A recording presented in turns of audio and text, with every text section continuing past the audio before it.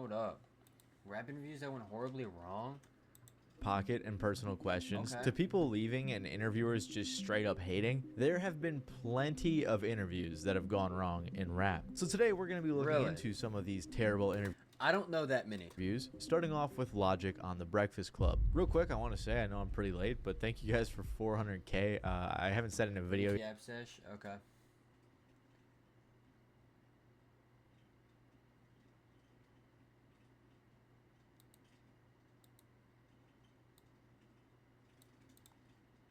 Getting clowned. And that's what I really do appreciate.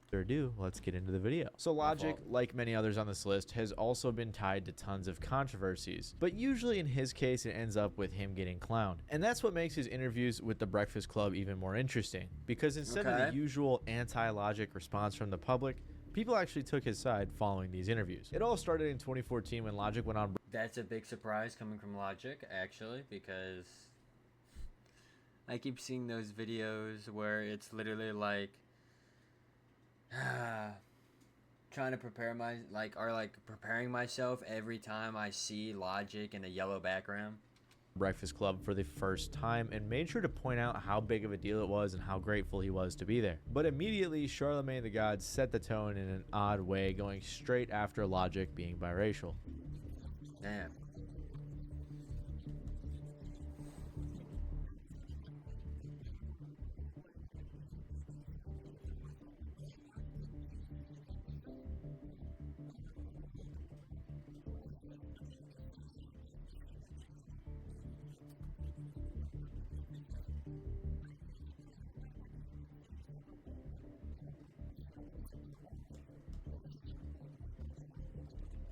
If you didn't know, Logic stresses a ton that he's biracial, and it's a very obviously.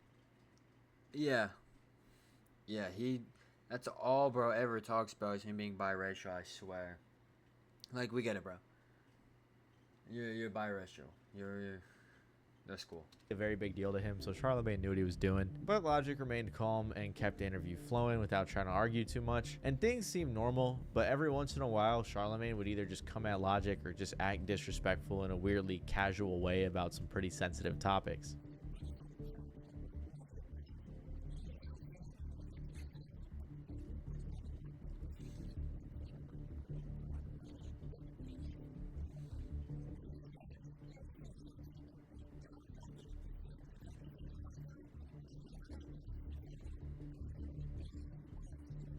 The main thing that Charlemagne kept doing, though, was comparing Logic to J. Cole and Kendrick. Then minutes later told him to never compare himself to others, which was very hypocritical. And then when discussing Logic's rough upbringing, Charlemagne asked what some viewers call the worst interview question ever.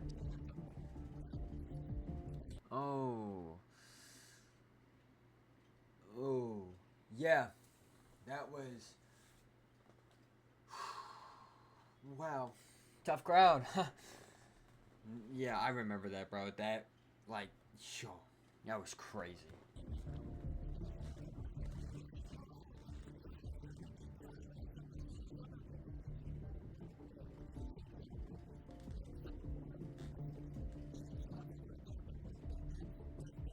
Somehow Logic was able to keep his cool through this whole interview and didn't really have any issues during the actual interview, but pretty much every single comment on the video was talking about how much of a hater Charlemagne was and how disrespectful he was acting. They also pointed out how well Logic was handling the awkwardness throughout the entire interview. But what's even more surprising is that Logic again appeared on The Breakfast Club just a year later, even after the question about his sister and all the other disrespect. And in this interview, things seem to pick up right where they left off, with Charlemagne again comparing Logic and his music to Kendrick, and others basically saying he was just biting. All right. Now, one thing I noticed about this album, well, I noticed it with the last album. The last album sounds a lot like Good Kid, Mad City. Like a lot of your flows is like real Kendrick. I wouldn't say it's the flows. I say probably. I mean, even on this album, you sound a lot like Kendrick, a lot like Cole, even Drake at times. At times, I guess you could say that. Again, Logic remained cool and respectful the whole time. How do you sound like three different people? I never understood that. How do you sound like J. Cole? How do you sound like Kendrick Lamar? How do you sound like Drake? They have completely three different sounds. And I'm not just talking about like how their albums feel and sound. I'm talking about their voice, their flows, and their bars. all like completely different from each other. So I don't understand why. How can he be those three? How can he be three goats in one? And he was actually being nice to Charlemagne. And ironically, after Logic was saying some nice things to Charlemagne, he asked another kind of crazy question. Now, I saw you do an interview with Vlad TV, and you said that it would be very uncomfortable for you to listen to a gay rapper talking about kissing a dude. Did I say that? What? I thought you said you saw it, Charlemagne.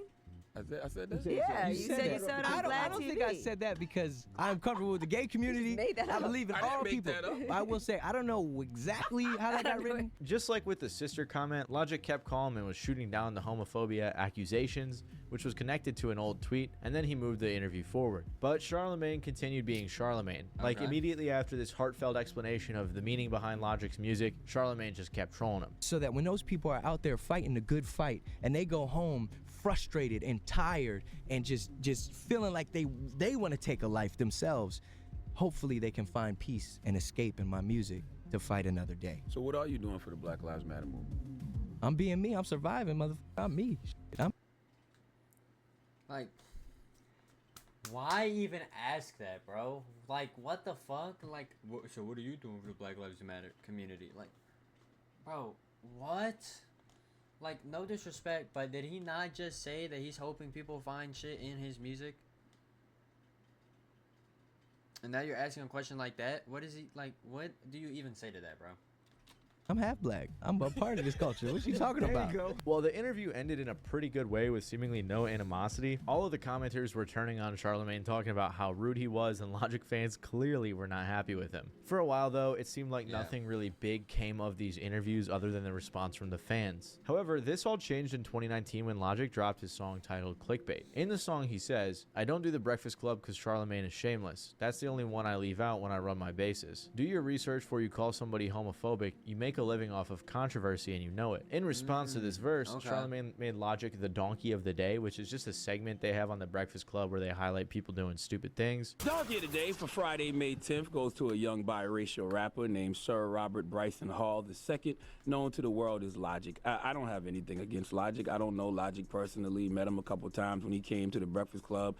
Don't listen to his music. Don't find him appealing. In fact, I am so committed to not listening. Don't listen to his music. You compared him to J. Cole, Kendrick, and Drake in his latest album on that second interview. And first.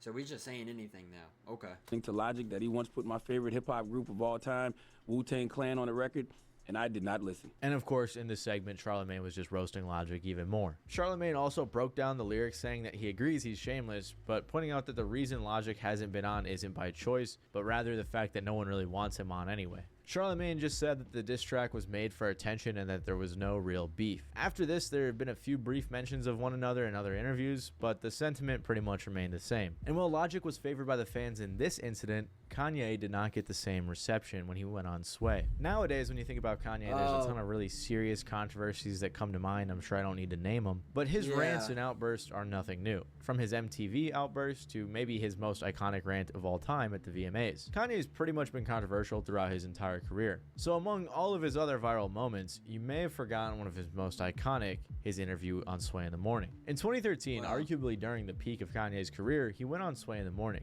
And if you don't know much about Sway, he's been hosting a radio show for about 14 years after working as a rapper and a music journalist with MTV. But now, after being a mainstream staple in the industry for over 20 years, Sway's mostly known as a radio personality. And despite Kanye and Sway being friends for a while, there was actually a little bit of animosity that led up to this interview. Basically, MTV put out their hottest MCs in the game list and placed Kanye at number 7, which obviously did not sit well with him. In response, Kanye called into DJ Enough's show to voice his opinions, especially about Sway's influence on the list.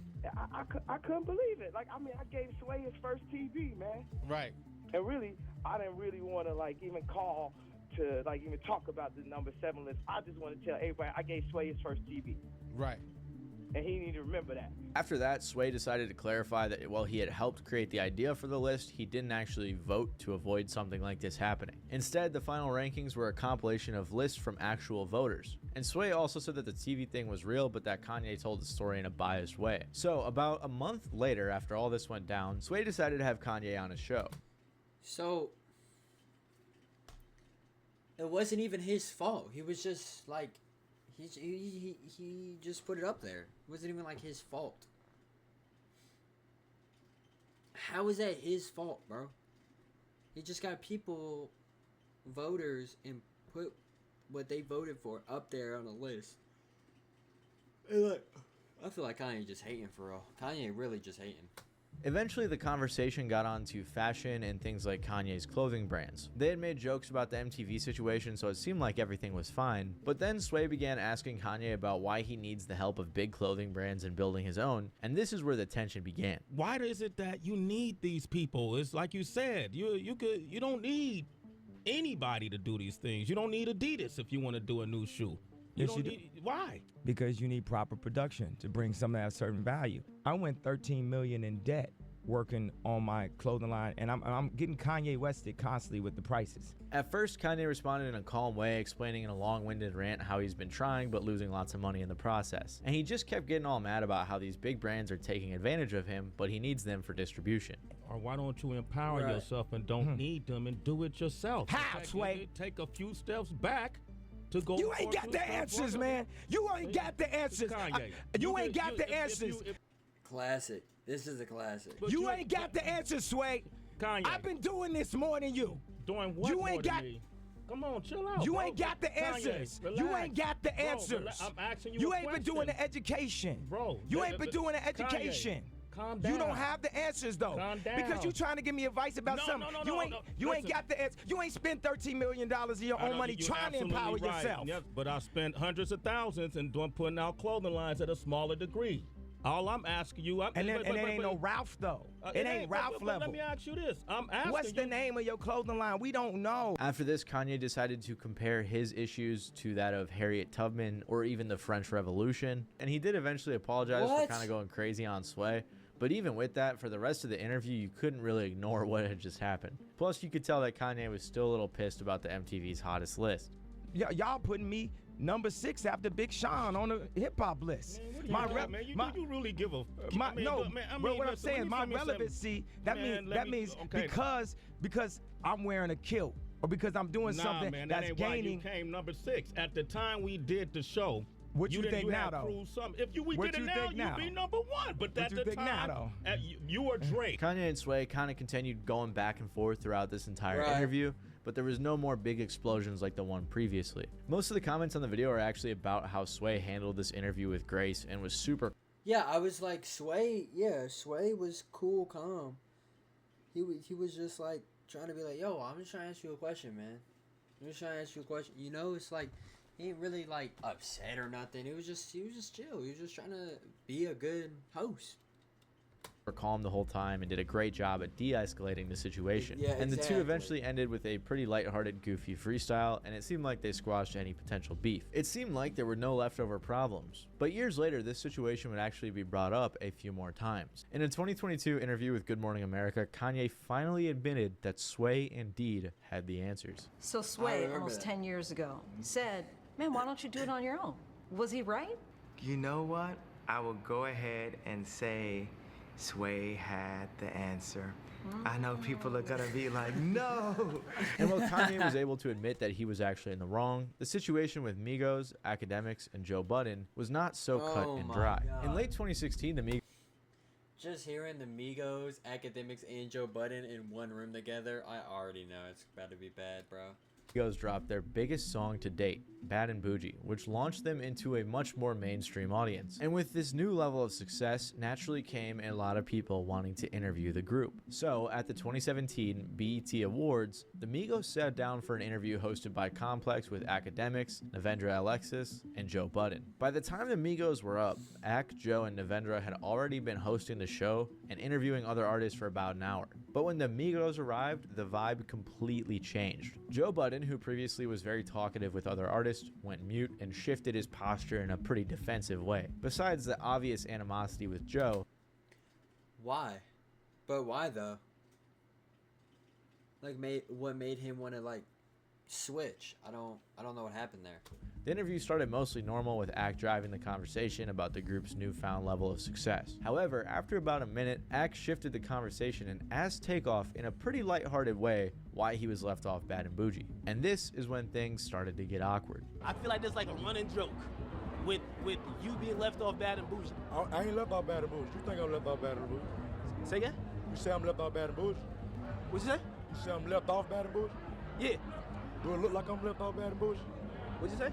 Do it look like I'm left off Bad and Bougie? Nah. Obviously, this question could be taken as a jab since Bad and Bougie was the group's biggest song, but to be fair, Ack asked a question that all of us were wondering because Takeoff is a really good rapper, and for him to not be on such a good song had all the fans wondering why. However, academics noticed that his question potentially upset the Migos, so he pivoted and started praising them again. But then Joe became even more visually frustrated and insisted that the interview be wrapped up. One thing I like about the group, because ever since when you were in jail, even though you might see one or the other, y'all move as a collective. All right, we got to wrap this up, though. Okay. Oh, my bad. Have you tried to jump? I couldn't wrap hear it up anything then. over there too. Close it. Close it. At this point, the tension between Joe and the Migos became impossible to ignore, so Axe tried to smooth things over by continuing to compliment them, but Joe wasn't having it. Man, I wish I could talk to the Migos longer, man. It's one of my favorite groups. I've been covering for so long. I'm glad they succeeded, man. Hey, man, you guys are nominated tonight. Have a good show.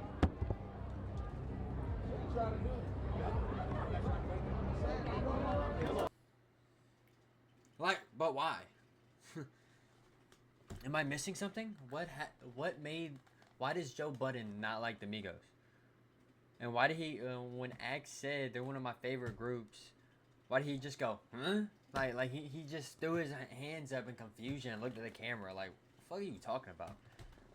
Like, it's that's his opinion, bro. Whether it's a lie or not, that's what he said, that's his opinion. I don't know why, like, what? Wait. No, wait. Where's their security guard? Where's their security guard? Chill. So with Joe clearly having enough of the interview, he just got up and left, which clearly upset the Migos. It seemed like in that clip too that there could have been some sort of fight going on, and that's what fans were theorizing, but luckily the situation was de-escalated. However, the story doesn't end there. Complex still had Ack, Joe, and Navendra lined up to interview DJ Drama. So when things fully calmed down and the interview was set up, they continued on and acknowledged what happened. All right, guys, we got DJ Drama with us right now. Drama, we just had a very, how do I call this? Intense moment. We just had, it wasn't no drama here. It was an awkward interview with the Migos. He drops the mic, walked off, and then they try to jump you. I don't want. What just happened? Yo, Drama looked like he living good, man. Instantly, these clips of the interview went viral, and it was the only thing people were talking about for days. And they had a lot of theories and speculation as to why this happened and what happened. So Joe Budden decided to address the situation. First, he tweeted a bit where he didn't give much explanation besides saying he has no regrets. Then on a radio show with DJ Caesar Joe, he further explained his side. Why drop the mic, Joe? That was a bit unconventional. Yeah. It was. But your whole body language, it looked like you ain't even want to talk to I didn't want to talk to the Migos. Why? I've never seen a good Migos interview. What does that have? What? Yo, am I like? What? He's never seen a good Migos interview, so then you don't even want to try and be an interview or an interviewer where you get a good interview from the Migos? That doesn't make sense to me, bro. Like, what? But when people are not enthusiastic and they don't really want to kick it, you're not just going to give me your rear end. Yeah, so I feel like I needed them to know how I felt before that interview was over. Yeah. Because I might not ever see them again. Yeah. So I got up and walked away from that damn interview. What? But why? You could have just interviewed them. You had no beef before, and you said because of other Migos interview, and I'm like, bro, that has nothing to do with your interview. Like, what? He also clarified that no fight broke out. As months passed, it seemed like, everything was swept under the rug, everything was going fine. But then the Migos teased their next album, and in this snippet, they dissed Joe Budden. If a nigga hatin', call him Joe Budden.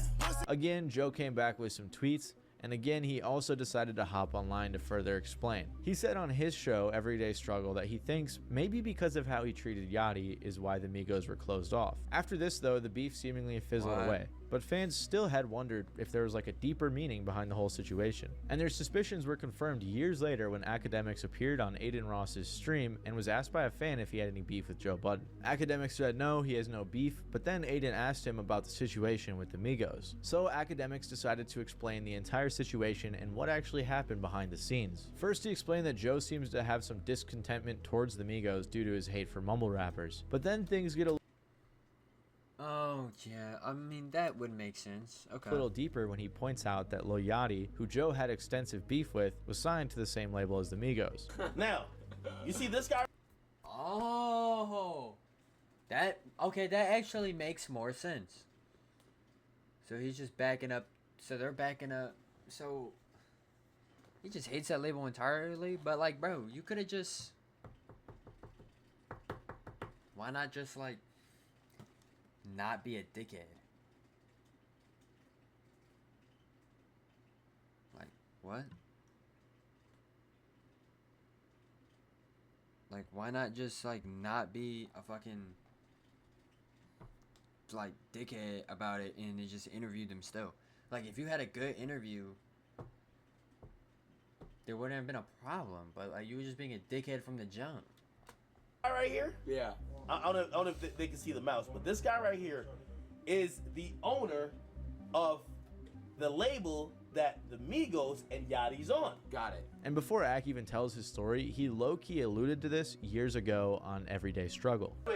Joe plays dumb, but Joe knows all of the elements behind the scenes that played a part in the BET Awards moment happening, and he knows and is fully aware of things afterwards and conversations that were had. Ak continued to say that that guy and his friends pressed Joe about how he was talking about Yachty. Then the next day at BET, Ak said the label tried to intimidate Joe again. Then he explained what happened right before the interview started. Joe goes to shake their hand, and he extends his arm, and they were like synchronized swimmers. Oh, they all looked him in the face, looked at his, like, all three, and looked him right back in the face like, we're not shaking your hands. So it made way more sense why that interview went the way it did. Shortly after Ak did this explanation with Aiden, the Migos actually explained their side of the events on Drink Champs. Basically, they just said that on their end, Joe looked negative from the get-go, and they didn't appreciate Ak's question. But like Quavo and Takeoff said, there doesn't appear to be any more beef or issues between the two and Joe. So while the Migos and Joe Budden never really got any backlash for this interview. Okay, if that's what they think. Okay. I feel like you sit down, you try and get Joe Budden to interview the Migos. I don't think it's going to go holly and jolly still, but whatever. DJ Khaled actually got a crazy amount for his interview on Hot Ones. These days, it seems like most people have turned their backs on DJ Khaled, which may be Bro, DJ Khaled, just retire, please. For many good reasons. For example, in 2015, DJ Khaled went on Hot Ones hosted by Sean Evans. Basically, if you don't know what Hot Ones is, it's an interview where there's a bunch of wings and they progressively get hotter throughout the whole interview. At this point in his career, most fans didn't have too many issues with Khaled, and if they did, that hate only grew, especially after this interview. DJ Khaled was the season 1 finale guest and had Sean along with fans of the show full of anticipation. The episode started normally with Sean praising Khaled and thanking him for coming on, and Khaled even flew in his personal chef to provide the wings for the interview. So you would think at some level he was at least excited or... Right, because he's doing all this to be on the interview, and you know, it seems like he wanted to be there. Oh my god. Please don't tell me there's some stupid ass shit. I have not seen this interview at all. Please do not tell me he gets upset that the wings are getting hotter. That seems like something DJ Khaled would do. Prepared. Before the interview started, Sean stated that the rules were that if you finish all the wings, then you can plug whatever project you have going on at the end, which at the time for Khaled was a new album. Then they began the interview and started with the first wing. Of course, DJ Khaled starts off acting all cocky like he normally does, but then the first wing hit him, and Khaled's reaction came with some nice foreshadowing. This shit kinda hot, you know that. This is the first one. This is the weakest wing, bro. No, I'm just keeping it real, though. All right, well, I'm just telling you, you got some trouble on the horizon.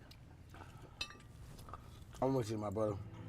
That's part of the game. It's called life, trials and tribulations. It never said it was easy to win. No. We're gonna go through some bumps. There's gonna be some peaks and valleys. This is gonna be an emotional roller coaster, Khaled. I'm with you, my brother. All right, you ready for number 2? They continued on with the interview talking about Khaled's restaurant and other business ventures. Yeah, so it seems like it's starting off nice. It's starting off cool. Please don't do some stupid shit, bro. This is when Khaled really started doubling down on the cocky tone, which seemed to keep growing throughout the whole interview. But then they hit the second wing, and it also started to appear more obvious that Khaled was feeling the pressure. But DJ Khaled pushed on with his usual attempt to be inspiring, except now he had a speech impediment from all the spice. Then, about only 4 minutes into the interview, Khaled asked to switch wings with Sean because he thought that his were hotter. This is also when Khaled dropped the iconically cocky, "I promise you if I stop, it doesn't mean I gave up" line, followed by more BS and probably the longest excuse-filled quit you've ever seen. Yo, bro, is yours different than mine? I want to switch. All right. Hot ones first. Hot ones first. Something ain't right. There you go. Listen, and I'm gonna tell you something right now for all my fans. I promise you, if I stop, doesn't mean I gave up. Yes, it does. By definition. I'm gonna teach you something today. Okay. We can't play ourselves. We can't play our health. This guy's always been a cornball, bro. We can't hurt ourselves. See, that's the key. Now, there's people that will do dumb shit, fuck around, hurt themselves trying to get to the what you call a victory. This shit ain't no victory to me, my brother. This shit ain't doing nothing but me but causing problems to me. I'm gonna keep it real. I'm not doing it, man. Like, I'll answer your question, but... But I have to eat your wings? All right. I can do that. I can't. Nah, I'm gonna be fucked up for the whole day. I'm supposed to talk to anybody after this. Could you just tell the people, though? Could you tell the people? Let me tell you something. It's very important we teach the youth, because this right here is dangerous. But people think that this is like some joke. No, this ain't no these joke. Things aren't Listen, that hot. Listen. Tell them. First of all, I don't even know nothing about this show. No disrespect to your show. Okay.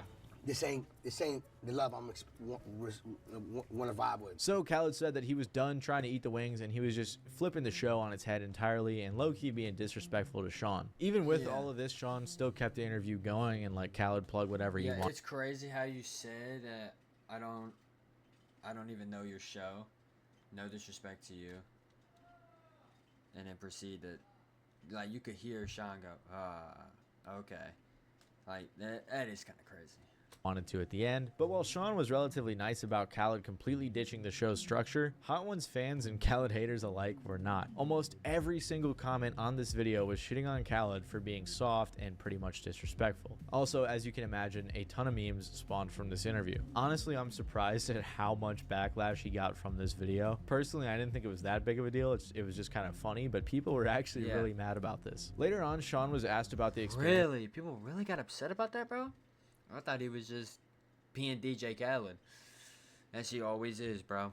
On multiple shows where he gave a pretty honest reflection. One time was on Pardon My Take where they asked Sean who he thinks was the worst interview. Yep. And I think a good example of that is we had DJ Khaled come in super early and then he tapped out on the third wing, like completely rejected the format of the show, like before it even started. That guy doesn't eat anything. Yeah. And well, you know what? I remember a memory that I have of that is like walking into the studio and before we laid down the wings or anything, he was already eating pizza. And I remember being like, dude, we're about to eat these wings. He's like, I'll be fine. I'll be fine. It's surprising, but this wasn't really a big deal at all, especially to Sean. However, fans hated DJ Khaled for this so much. I made a video actually about why so many people hate DJ Khaled, and one of the top comments is, for me, him bailing from Hot Ones was another huge show of his inability to take heat or have humility. So yeah, this interview ended up biting Khaled in the butt for sure. And while Sean Evans is typically viewed as a very good interviewer, these next two interviews went wrong entirely because of the poor interview skills of none other than Ebro. If you don't know much about Ebro, he's been a radio personality covering hip-hop and rap music for about 2 decades now. And in his time covering the industry, like many others in this video, Ebro has had plenty of controversies over the years, mostly due to his stronger opinions. And by the end of this section, you'll probably understand why I don't really like him at all.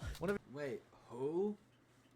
Are we talking about the podcast? His first major controversies was with Lil Uzi Vert back in 2016. Around this time, Uzi was pretty well known already, but after the release of Money Longer, his career was going way bigger than it was before. And with this newfound level of attention, Uzi started attracting some bigger interviews, including the one with Ebro, which was less than a month after the release of Money Longer. The interview started like most, with Ebro complimenting Uzi on how far he's come as a young artist and some other basic questions. But then the vibe started to change when Ebro gave Uzi a relatively relatively older type of beat to rap on. Uzi basically criticized the beat, saying he was too young to rap on it, and that's when Ebro, especially along with some of his co-hosts, started acting a little different towards Uzi. They pretty much started making everything about Uzi's age in a pretty demeaning type of way. Then when Uzi described older rap as simple, which he clarified wasn't a bad thing at all, Ebro got mad and blamed drugs for why everything sounds how it does now. We are? Yeah, y'all simple and that's cool. Y'all fine with? I'm fine with. That's cool. We didn't do the pills y'all do, man. That's what it is. We just smoked weed. Yeah. And then maybe our parents, like, maybe our uncle did some crack and there was some heroin in there. Yeah. Like, it was straightforward stuff. You know what I'm saying? It was cocaine, crack, heroin, it was weed. Done. But immediately, Paul Rosenberg, the level-headed goat, pointed out the slight hypocrisy of this statement, explaining that the old people used to do crack and heroin, so it's not a much better substitute than pills. Then for some reason, they were just hung up on the drug. I was about to say, like, bro, weed, okay, but crack, coke, like, what? Like, yo. Like, that's so stupid, though, bro. Also, it makes sense, bro. The newer generation of artists can't do what the older generation did because it's completely different now. It's not what it used to be. So you can't just expect them to rap over an old beat. Like an old, like, you can't expect a motherfucker, like, in 2020 to rap over a 1990, 1980 beat. Like, are we fucking serious? Drug stuff, and that's what, like, half the interview was about. They just kept pushing these questions on Uzi. And as the interview continued on, like, imagine getting Playboy Cardi to do Illmatic. That's what that is. That's literally what that is. That is like getting Playboy Cardi to go on Illmatic.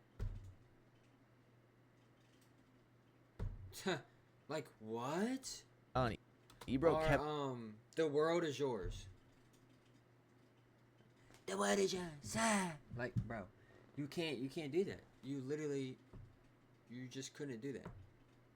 Placing labels on Uzi, which often felt like a way to demean him. Then it came time to rap again, and Ebro tried to push the old beat again, which following the previous tension caused things to go south, leading to the viral Rockstar conversation. Yeah. That's how it's supposed to go. So you gonna get to these bars?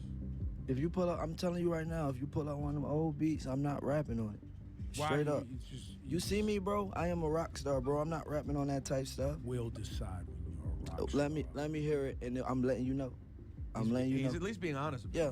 My fans won't be disappointed. They get it. No, they will. No, they won't. I hope I piss your friends Your off. fans gonna be disappointed. all the old guys. They're gonna be. Yeah. They don't even know why I'm on here right now. What they'll be disappointed is if you get up here and these bars you spit is trash, and I don't tell you they trash. So let's get to these raps since you're so nice. But Uzi played along and rapped on the beat anyways. Ebro tried to make this a bit of a joking situation, but they turned personal when the topic of his career longevity came up. Oh, and Ebro just straight up called Uzi small, which I don't know. It's just like he was roasting him the whole interview. It was kind of an unpleasant type of vibe. Yeah, bro, just being a dickhead completely, straight from the jump.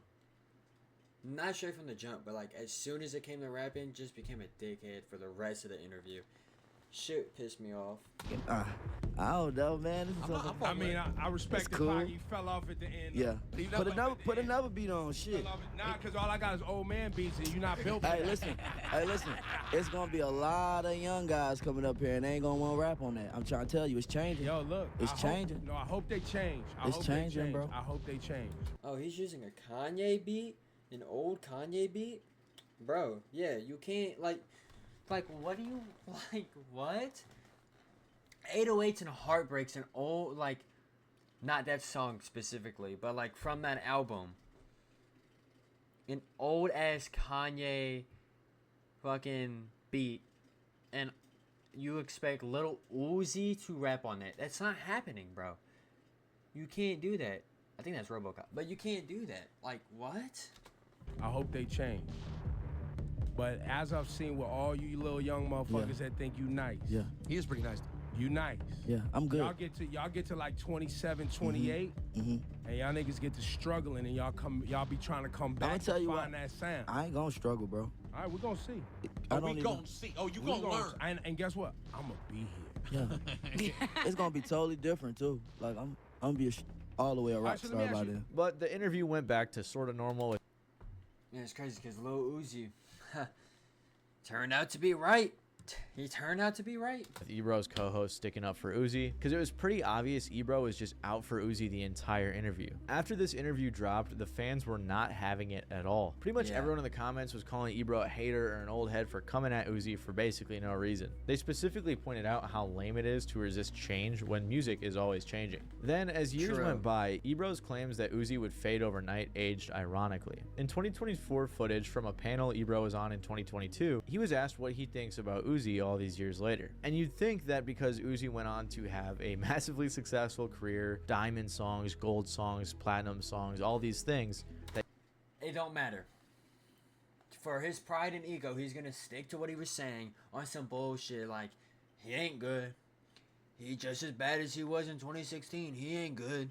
That's what he's gonna say on some old head shit. Ebro would have changed his mind. But no, he just doubled down in his ignorance and stupid state. Exactly. Exactly, bro. What do you expect, man?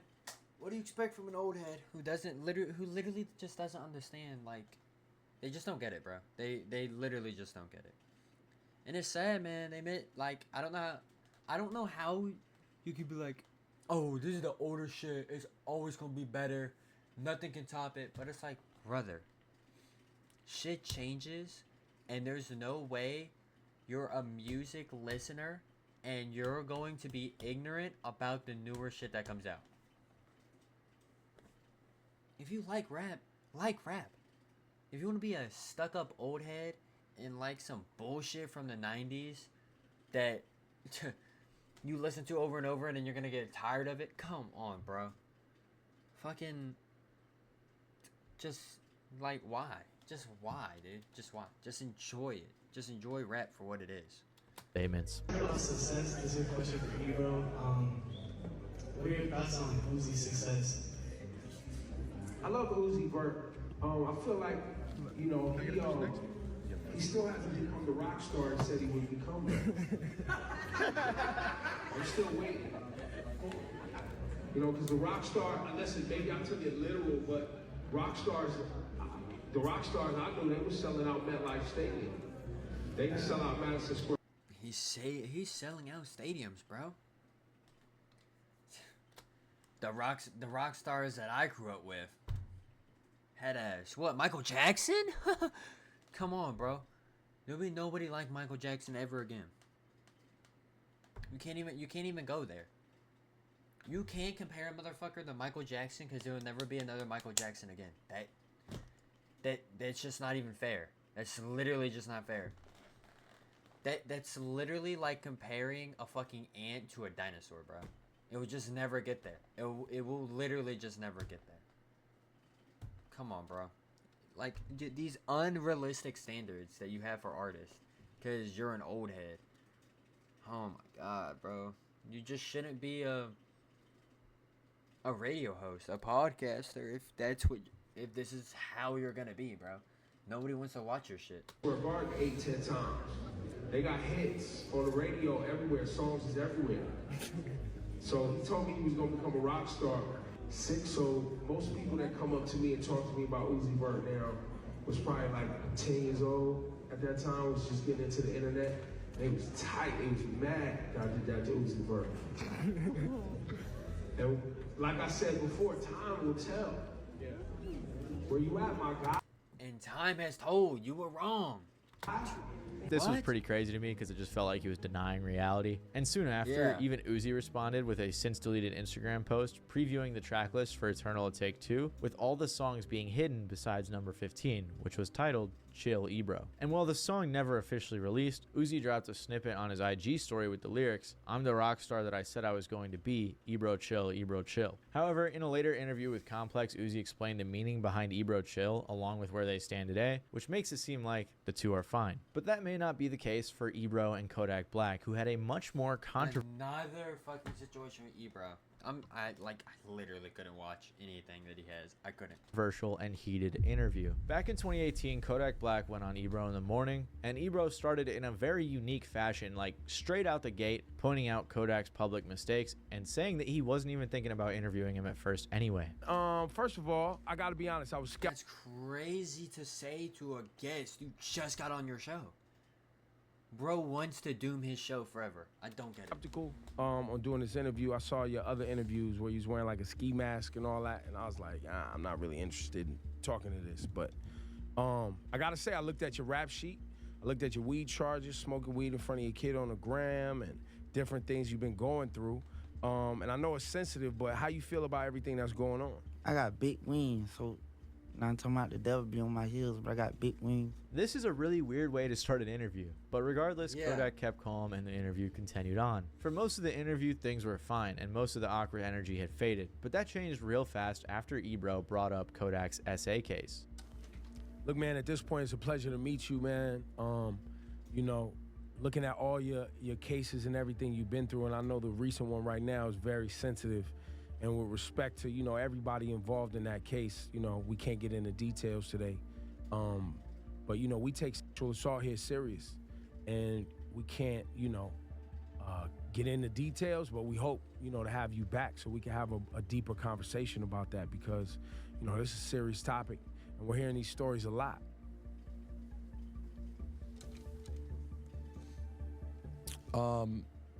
One thing we were talking about on the show today that for some reason I just have a hunch that you would care about is the idea that landing on the moon was a conspiracy. Kodak, do you believe that our moon landing in 1969 actually took place? I'm gonna be straight up. I don't. I really don't. How did they get a working camera on the moon? And with the technology in 1960, what? Yeah, bro, get out of here. Mufko, we couldn't, like, yo, 1960, what? Bro, there's no way. There's no way. You could not tell me otherwise, bro. It's not even like a conspiracy theory. I'm not even, like, crazy about that shit. I just know there's no way that happened. Like, there's just no way. And when you look up the moon landing, it's the exact same pictures. They all look fake, too. They don't even look real. What the fuck y'all talking about? You seem upset that I brought it up. Yeah. Yeah, I think someone would be upset if you brought up his if his SA case. About his SA case. Yeah, bro. That would be kind of bad. I mean, I feel like anybody would be upset about that, bro. No one's gonna casually just talk about it and brush it off like it's not a big deal. It's a big deal. I feel like sometimes when niggas like be going through shit, like y'all be entertained by bullshit. You know what I'm talking about? Mm-hmm. So it's like change the subject. I'm finna walk out. We'll change which subject? Just whatever. Like. Well, no, they tried to change the subject. They was talking about the moon landing. That's bullshit too. So talk about something else. Well, I was saying, I think... We don't have to talk about nothing else. We could be done right here. All right, I'm going. Say less. Why? You interrupted the guy who was about to save the interview for you to just kick him off. Come on, bro. We saw Paul try to change the subject, you know, keep things lighthearted. Exactly. I feel like Paul chill, bro. Paul chill for sure. But Kodak was already pissed. And I don't know what Ebro's problem is, but he's always like mean mugging his guests, getting angry all the time. He's just the worst. I don't like his interviews. I'm sorry. The comments were tearing Ebro apart. So far when I've seen, I don't like his energy at all. I'm not gonna lie. His energy is always on some bullshit. Art for this, saying that what he did was totally unprofessional and that it seems like he had something against Kodak from the start. Since Kodak was being accused of some pretty serious stuff at the time, most people weren't really sticking up for Kodak in particular, but they did point out how Kodak handled the situation maturely and that he just got ambushed. Plus, think about it, if you have an ongoing SA case, you're not going to want to talk about it in some interview. Since Ebro received tons of flack for the viral interview, he actually put out a tweet defending himself, and the next day he addressed everything on the show. And while his co-hosts agreed that the SA case should have been brought up, they also pointed out that Ebro handled the situation the wrong way and should have went about it differently. I still don't think you handled it right. But I do think you did the right thing. I just think the delivery of it was such that there could have been a balance in which it didn't go the way it went. Like, I still think you were defensive, and I think you puffed your chest up at him, and I think that's when things got when I bad. brought up the sexual assault? Yeah. When I was saying, like, when I sat there and I was like, hopefully you could come back, you think I puffed my chest up at that point? that part was nice. No, I thought that part was good. But then when you go back to the, Yo, you He just cursed at y'all for trying to make a joke, bro. I understand Like, that. oh, I don't agree I'm with not gonna Rosenberg let on that. this one. I'm I know not you- letting that fly. They eventually got Ebro to admit that he was kind of in the wrong for being negative the whole time, and other artists even reacted to He's so ignorant, bro. He just doesn't care. Or arrogant. He's so arrogant. this interview too, like Trick Daddy, who said, Ebro, you're supposed to get these guys and put them under your wing and teach them right from wrong. But your bitch ass, you're trying to be a fake ass Charlemagne. There's only one Charlemagne the God. And then a few days later, Kodak was on The Breakfast Club, where he gave his perspective on how everything went down. Look, and Charlemagne the GOAT even put on a ski mask to go right with Kodak. Look at that, man. Fire interview here. Which, as you can probably guess, he wasn't too happy to talk about it. Now we saw you having a rough time yesterday in the interview. What about that line of questioning pissed you off? See, listen, I knew y'all was gonna try to bring that shit up. I would curry that shit and say fuck that. I don't want to talk about that fuck nigga. But at the same time, but listen, at the same time, this an interview, so I break it. But it's like the shit was going so, like it was going so good. I feel like people don't want to see this happy Kodak, like happy go lucky Kodak, vibing, cooling and shit. And like the interview was about to end so good, it was just like, nah, I want to see Yak. You know what I'm talking about? I want him to spit in my face or tell this whole radio station. That caught me off guard. That came out of nowhere. Kodak went on to explain that he left the interview to avoid crashing out on Ebro's bitch ass. But since there's not been much news since then, it can only be assumed that Kodak and Ebro probably aren't the biggest fans of each other. Let me know what you think the craziest interview in this video was, or if I missed some other crazy interviews. I know there's the one where like the guy... Definitely gotta be, what do we have?